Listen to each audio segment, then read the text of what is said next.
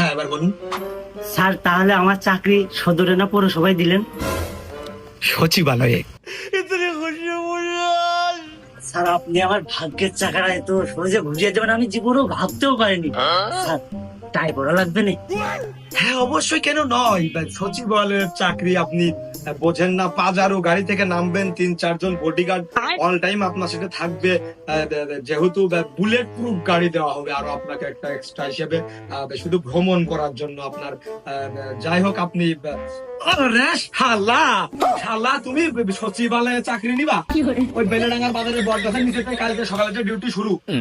এই ঠ্যাং একখান দাম করে বান্ধা থাকবে, তাও শালা চট দিয়ে, কিন্তু মনে হবে কেউ বুঝতে না পারে যে তোর ঠ্যাং একখান আছে, মনে হবে যে নেই।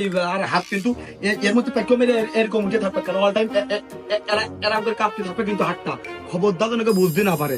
এই কালীচরণপুর ইউনিয়নের দায়িত্ব তোর দেওয়া হইলো, হাত কিন্তু এরকম থাকবে।